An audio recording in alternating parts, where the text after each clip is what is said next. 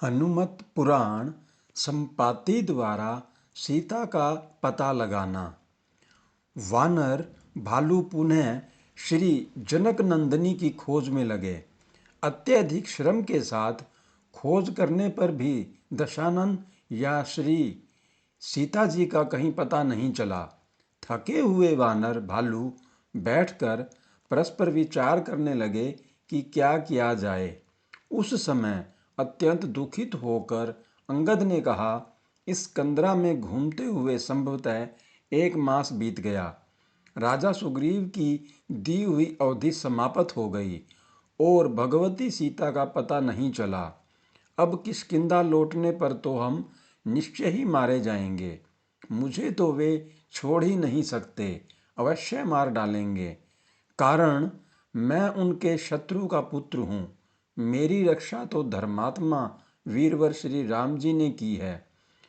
अब प्रभु का कार्य पूरा न करने का बहाना लेकर वे मुझे किस प्रकार जीवित छोड़ सकते हैं। अतएव मैं तो लौटूंगा नहीं, किसी न किसी प्रकार यहीं अपना शरीर त्याग दूंगा। इस प्रकार शास्त्रीय नयन युवराज को विलाप करते देखकर वानरों को बड़ा क्लेश हुआ। उन्होंने अत्यंत सहानुभूतिपूर्वक अंगद से कहा, आप चिंता न करें, हम सब अपने प्राण देकर भी आपके जीवन की रक्षा करेंगे। हम सब अमरावतीपुरी की सुख सामग्रियों से संपन्न इस गुफा में ही सुखपूर्वक रहेंगे।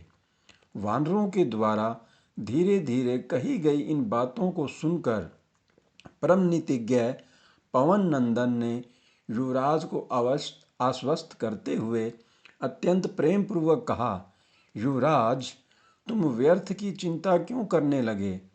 तुम महारानी तारा के प्राण प्रिय पुत्र होने के कारण सुग्रीव के भी सहज ही प्रिय हो, और तुम में श्री राघवेंद्र की प्रीति तो प्रतिदिन लक्ष्मण से भी अधिक बढ़ती जा रही है। वानरों ने जो तुम्हें इस गुफा में निष्कंटक रहने का परामर्श दिया है वह व्यर्थ है, क्योंकि त्रिलोक्य का कोई भी लक्ष्य श्री रघुनंदन के बाणों से अभेद्य नहीं है। स्त्री बच्चों से कभी पृथक न रहने वाले ये वानर तुम्हें उचित परामर्श नहीं दे रहे हैं। पवन पुत्र ने अत्यंत प्रेम पूर्वक अंगद को समझाते हुए आगे कहा, इसके अतिरिक्त बेटा, मैं एक अत्यंत गुप्त रहस्य और बताता हूँ, सावधान होकर सुनो।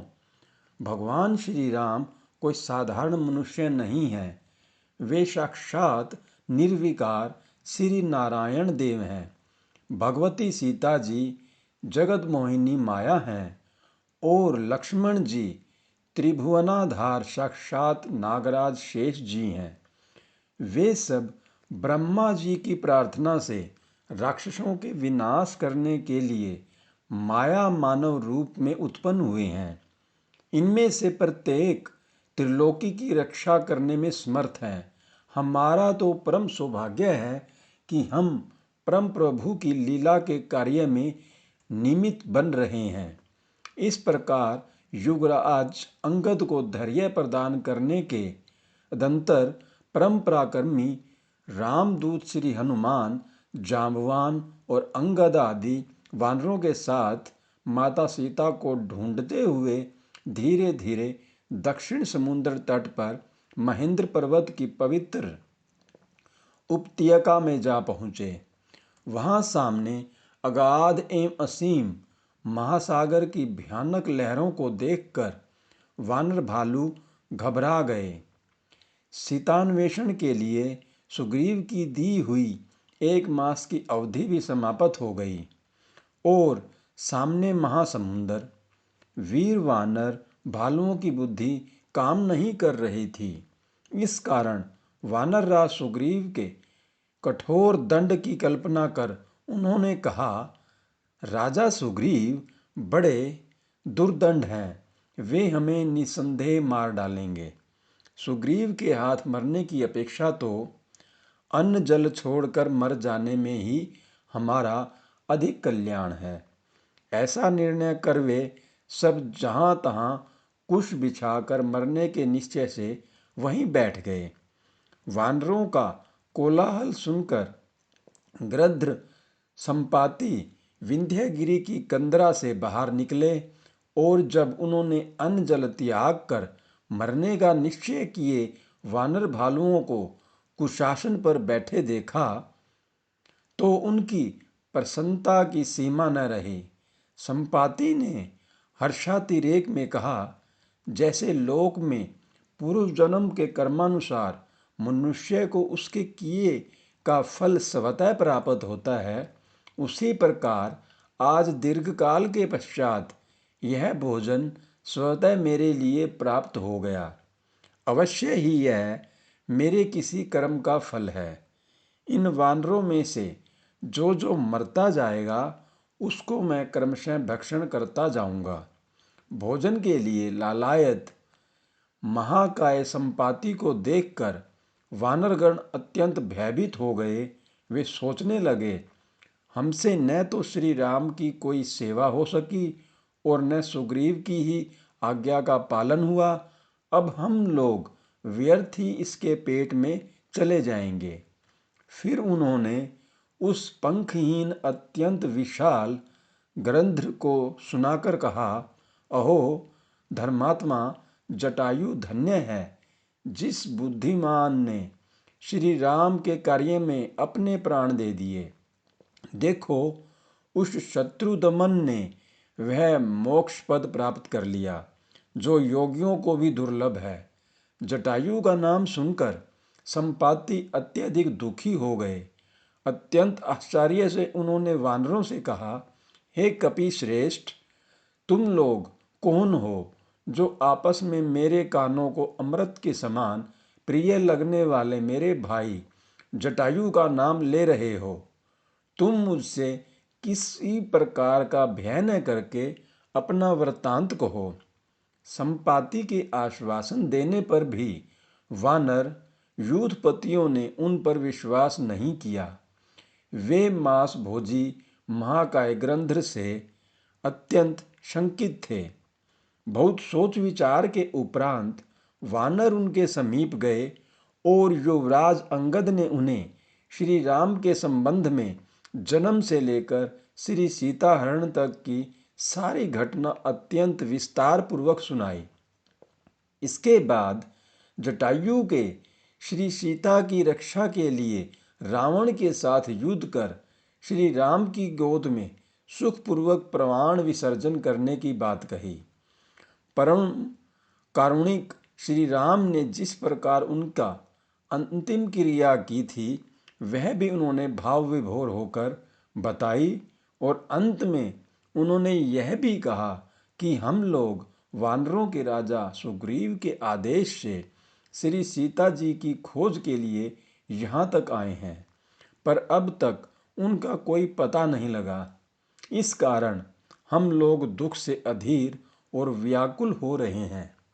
अपने प्राण प्रिय भाई जटायु का प्रभु के लिए प्राणार्पण एवं उनकी अंतिम गति का सुखद संवाद सुनकर संपाति आनंद विहल हो गए।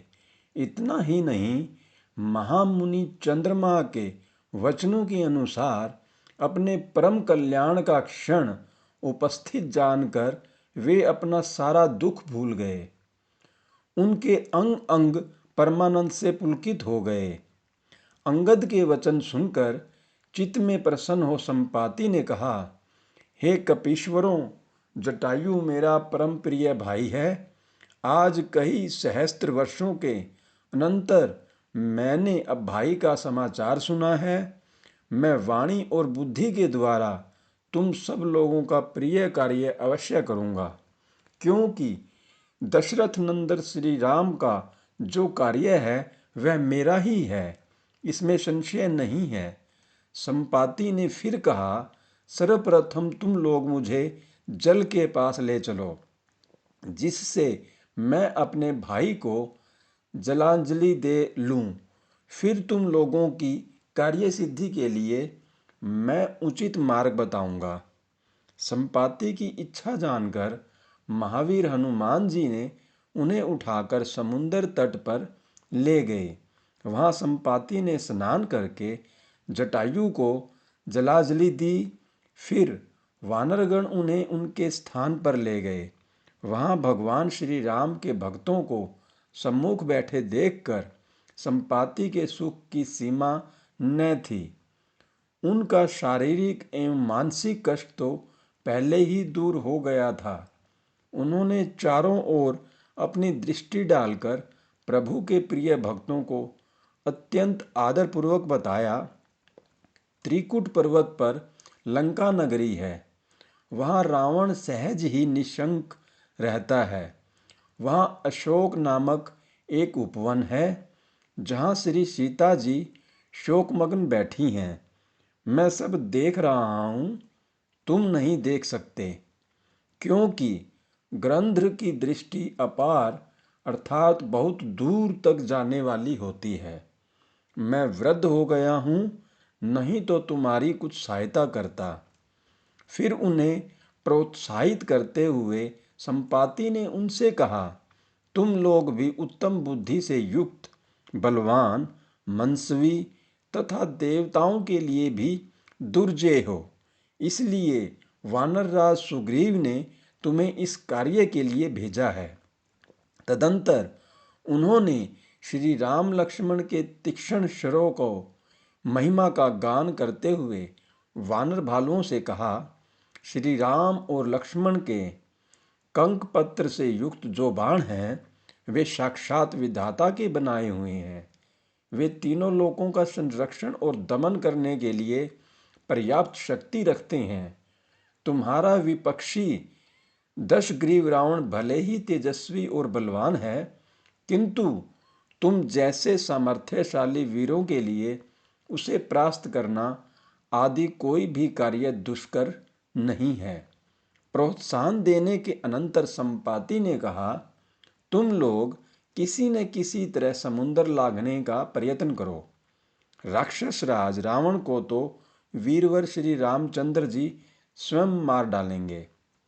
तुम लोग विचार कर लो कि तुम में ऐसा कौन वीर है जो समुद्र लांघकर लंका में पहुंच जाए और माता सीता के दर्शन एवं उनसे बातचीत कर पुनः समुद्र के इस पार आ जाए। संपाति के द्वारा माता सीता का पता पाकर वानर वृंद के हर्ष की सीमा न रही। उन्होंने कौतूहल वश संपाति का पूरा जीवन वृत्तांत जानने की इच्छा व्यक्त की। उन्होंने उन्हें बड़े ही आदर और प्रेम पूर्वक अपने पंख भस्म होने एवं चंद्रमा मुनि के द्वारा कही गई सारी बातें सुना दी। इसके अनंतर उन्होंने कहा, वानरों, पंखहीन पक्षी की व्यवस्था क्या कही जाए। मेरी इस अत्यंत दयनीय स्थिति में मेरा पुत्र पक्षी प्रवर पार्श्व ही मुझे यथा समय आहार प्रदान कर मेरा भरण पोषण करता आया है। हम लोगों की क्षुधा अत्यंत तीव्र होती है। एक दिन मैं भूख से छटपटा रहा था, किंतु मेरा पुत्र देर से रिक्त हस्त हो लौटा। इस कारण मैंने उसे अनेक कटु बातें कहीं। इस पर उसने अत्यंत विनम्रता पूर्वक मुझसे कहा, मैं आपके आहार के लिए यथा समय आकाश में उड़ा और महेंद्रगिरी के द्वार को रोककर अपनी चोंच नीची किए समुद्री जीवों को देखने लगा। उसी समय वहां मैंने एक कंजलगिरी की भांति बलवान पुरुष को देखा, जो अपने साथ एक अलौकिक तेजस्विनी स्त्री को बलात् लिए जा रहा था। उस स्त्री और पुरुष के द्वारा मैंने आपकी भूख मिटाने का निश्चय किया, किंतु उस पुरुष की अत्यंत मधुर एवं विनम्र वाणी से प्रभावित होकर मैंने उसे छोड़ दिया।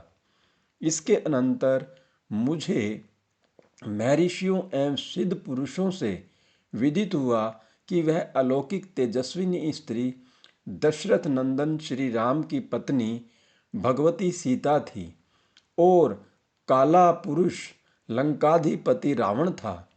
श्री सीता के केश खुले हुए थे वे अत्यंत दुख से श्री राम और लक्ष्मण का नाम लेकर विलाप कर रही थी और उनके आभूषण गिरते जा रहे थे। इसी कारण मुझे यहाँ आने में देर हो गई। पंखहीन, असहाय और विवश मैं छटपटाकर रह गया। मैं कुछ नहीं कर सकता था। दुष्ट रावण की शक्तियों से मैं परिचित था। इस कारण जगदम्बा सीता की रक्षा न करने के कारण मैंने उसे कठोर वचन कहे। फिर संपाति ने कहा, श्री सीता का विलाप सुनकर और उनसे बिछड़े हुए श्री राम तथा लक्ष्मण का परिचय पाकर तथा राजा दशरथ के प्रति मेरे स्नेह का स्मरण करके भी मेरे पुत्र ने जो सीता जी की रक्षा नहीं की, अपने इस बर्ताव से उसने मुझे प्रसन्न नहीं किया, मेरा प्रिय कार्य नहीं होने दिया। परम भाग्यवान संपाति वानरों को अपनी कथा सुना ही रहे थे कि उनके दो नए पंख निकल आए। उनमें यौवन काल का बल भी उत्पन्न हो गया। महर्षि चंद्रमा की वाणी का स्मरण करके वे अत्यंत सुखी हुए। उन्होंने वानरों से कहा, वानरों, तुम सब प्रकार से यत्न करो, निश्चय ही तुम्हें माता सीता का दर्शन प्राप्त होगा। मुझे पंखों का प्राप्त होना तुम लोगों की कार्य सिद्धि का विश्वास दिलाने वाला है। फिर उन्होंने भगवान श्री राम के मंगलमय नाम की महिमा का बखान करते हुए उनके लिए समुद्र लंघन अत्यंत सरल कार्य बताया।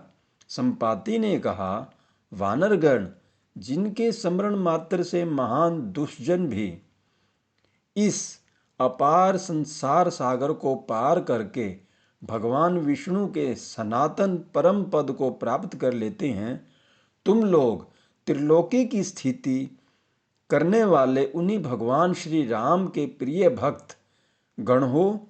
फिर इस क्षुद्र समुद्र मात्र को पार करने में तुम क्यों समर्थ न होंगे। विनीत आत्मा पराक्रमी पवन कुमार भाग्यवान संपाति के एक एक शब्द को अत्यंत ध्यानपूर्वक सुन रहे थे। माता सीता का सुस्पष्ट पता विदित हो जाने पर श्री रामदूत हनुमान जी की प्रसन्नता की सीमा न रही। उनके रोम रोम पुलकित हो गए। उसी समय पक्षी श्रेष्ठ संपाति उस पर्वत शिखर से उड़कर चले गए।